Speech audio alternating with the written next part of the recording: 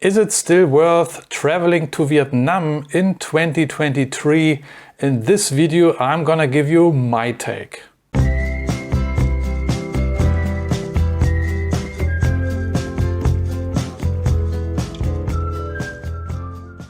Hey, what's up guys? Here's Marcel with a new video, and this time again with one of my favorite topics, traveling to and within Vietnam.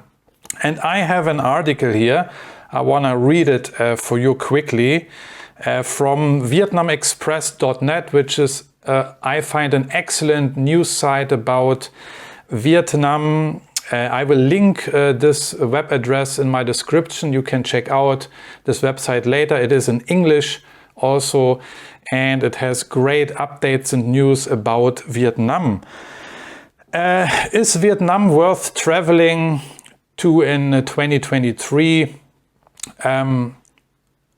Spoiler alert, I would say yes, it definitely is. It is still one of my favorite destinations in Southeast Asia, and why that is I will talk about in a minute. But of course there are some obstacles and difficulties, and I want to mention them here in this video because many people are put off and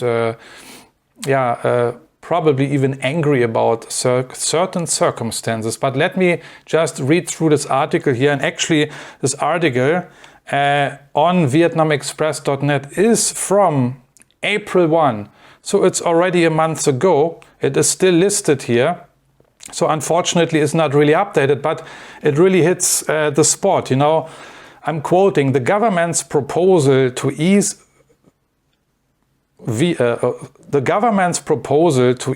visa restrictions will create a strong boost for the tourism industry and the entire economy if approved by the National Assembly next May, according to tourism insiders.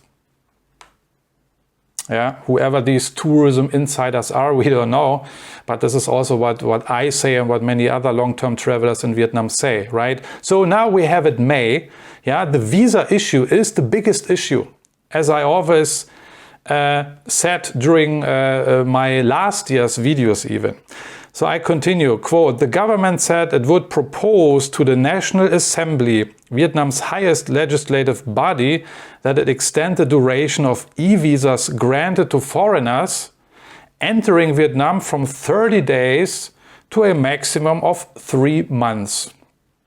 The government proposal also includes extending the duration for stays for tourists from countries enjoying 15-day visa exemptions to 30 days and providing e-visas to all countries instead of the current 80. Phan Dinh Hu, director of travel firm Vong Chong Viet, said the current biggest obstacle for the tourism industry is visa restrictions. No kidding.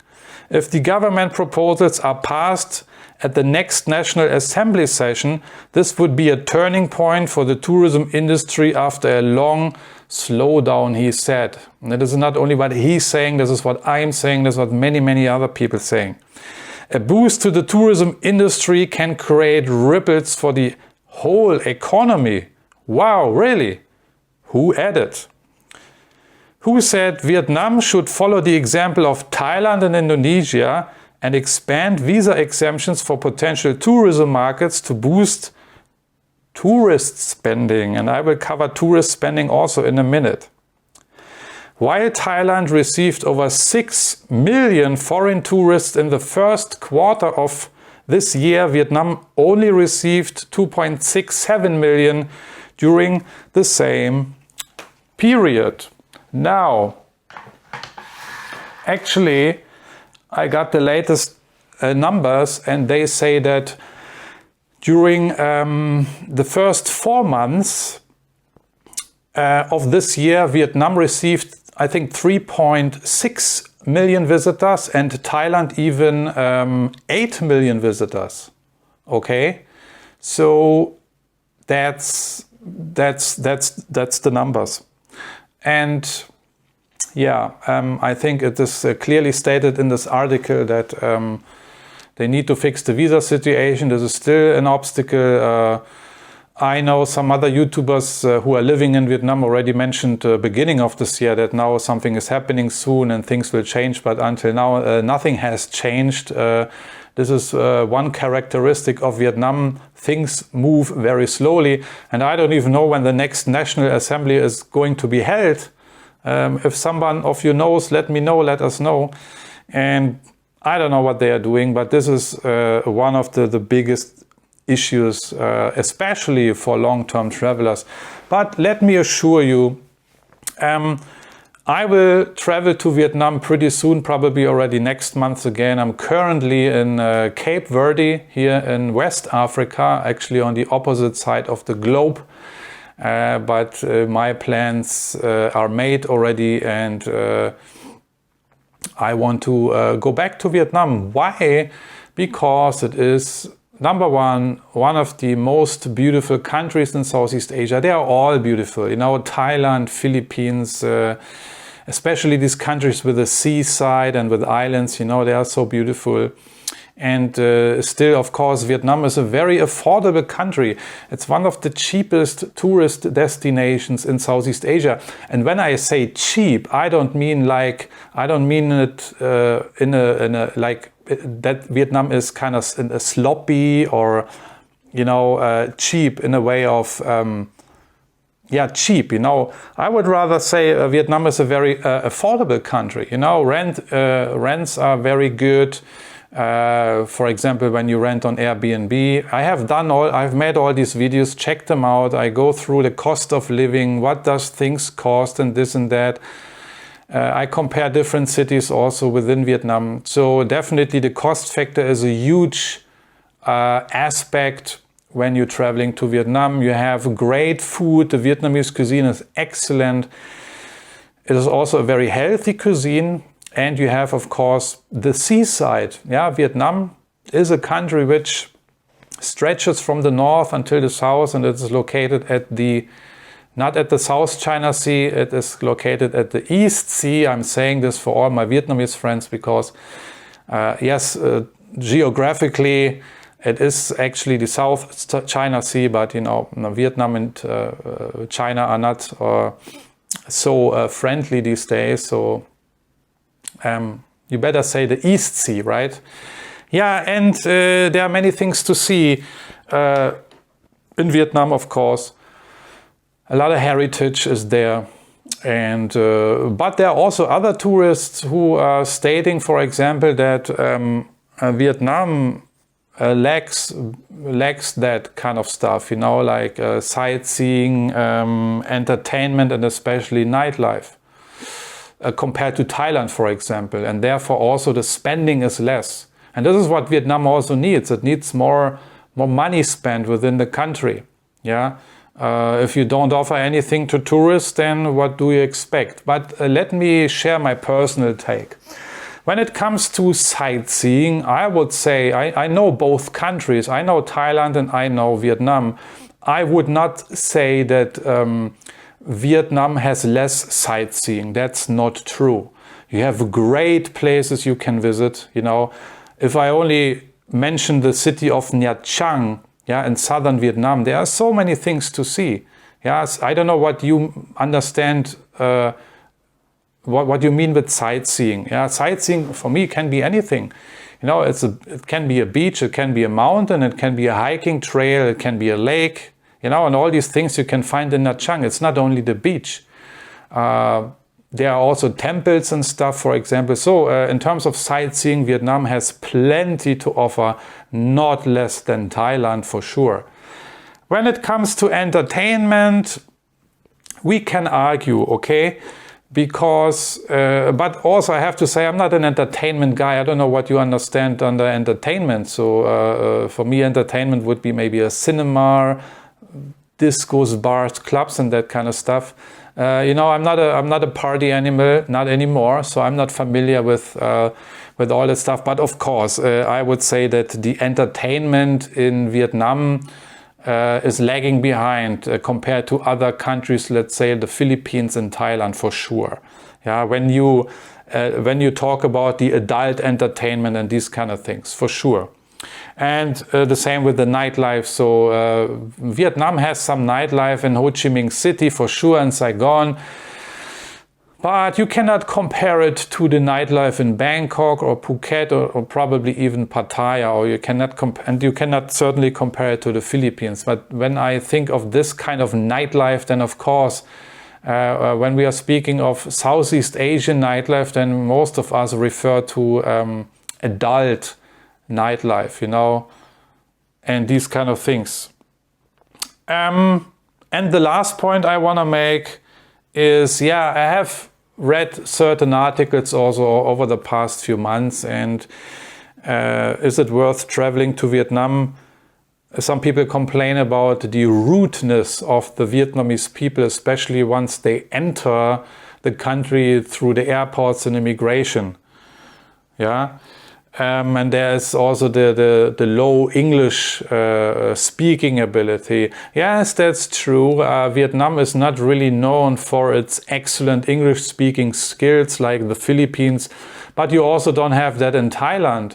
But what I can confirm, and many others probably will agree with me, is the friendliness. The Vietnamese, yeah, they are like they are, I know. They are more related to the Chinese, and you know the Chinese, you know, for those of you who traveled through China or Hong Kong, you know, the mentality is a little bit different. And they call Thailand the land of the smile for a very good reason. Yeah? Even, I must say, it is also a lot of fake, but this is a different topic. Yeah? A lot of fake in Thailand also. You know, this is all marketing also, clever marketing.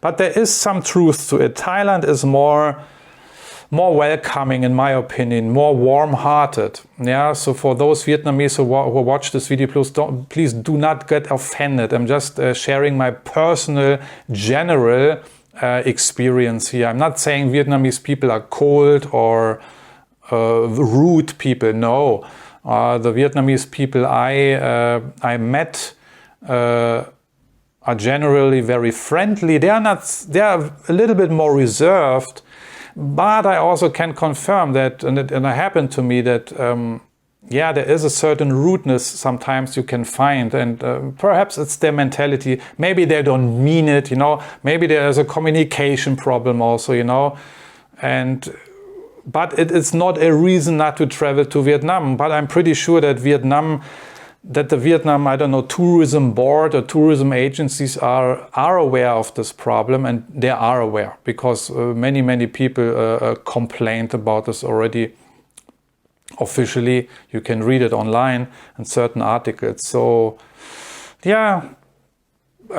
So this is one thing they should improve definitely, because, you know, I mean, come on, you arrive at the airport and you are being treated rudely by one of these immigration officers, then what do you think? You know, first impressions last, right? And you're just reading another article of a guy who traveled to Nepal and shared his or her story. I'm not sure was it a boy or a girl entering Nepal, how he was welcomed there, very warm-hearted and friendly, and welcome to my country and please enjoy my beautiful country. You will never hear this from a Vietnamese immigration officer, but certainly also not from a Thai or Filipino. I never actually was greeted like that, but, you know, at these busy immigration points at the airports, people don't have time to have large conversations, big conversations. But, you know, I know those of you who experienced Vietnam immigration and these kind of things, they will agree with me. Also the English, of course, yeah, they have to improve this, in my opinion, a little bit. But it's up to them, you know, it's up to them. If they want to be more tourist focused and want to improve their relationship with the tourists and make it much more attractive for tourism, then I think they know what they have to do. Other than that, it's not wrong also to learn a few words in Vietnamese and sentences that you can communicate a little bit. This is what I did, especially when you travel long term, right? This is for me just common sense. I mean, I do not travel long term in a to one country and then expect everybody to speak my language. Honestly, I would be the rude guy. That's kind of a rude attitude I would display towards these people, because I am the guest, you know, so I have to accommodate myself to, let's say, rules and regulations a little bit and the local customs, right? And it doesn't cost me anything to learn a little bit of Vietnamese or Thai, you know, so actually I gain something. And even English is not my mother tongue. I'm German, you know. I'm a German guy. I speak German. It's my mother tongue. Yeah, so I learned English also. But of course, in Vietnam, I mostly speak English because nobody speaks German. You know, maybe in Hanoi you have some people, and in Ho Chi Minh City who study the language. But anyway, so long story short, these are the obstacles. Entertainment, nightlife, sightseeing. We can argue about that. Yeah, a little bit less entertainment and nightlife in Hanoi or in Ho Chi Minh City or in other Vietnamese city. But hey, you can travel to Thailand. I don't think Vietnam will just revamp the entire entertainment industry. Just a few tourists are not happy with it. And yeah, English level and the rudeness, okay, I think that can be sorted out, but it will take time. But the biggest and most urgent issue is really the visa thing. They now need to fix it, yeah, and otherwise people get turned away probably much more easily. But for me, Vietnam is still on my list. You know, I'm looking forward to visit soon. And yeah, that's it. So go put Vietnam on your list. Check out this country. It's very affordable. It's a beautiful country, and also, you know, it has a great infrastructure. Don't forget this. You know, Vietnamese city are very modern, except Ho Chi Minh City, which is a big Asian city. It's huge. You know, there's a lot of traffic, a lot of dirt, but you know, there are also more beautiful areas. And so you have to look. It's like Ho Chi Minh is like any other Asian city, like Jakarta, KL, Hong Kong, you know. So, but the smaller cities along the coastline, they are beautiful. They are well maintained. You have great roads, you have shops, you have malls, you have everything. You have great street food. It's clean also. The Vietnamese people are actually, yes, very clean. Maybe some people do not agree with me, especially when you go to the big cities, but wait until you travel to one of these smaller cities, Nha Trang, for example, and you walk through their neighborhoods, through their backyards and stuff. You see they clean everything in the morning.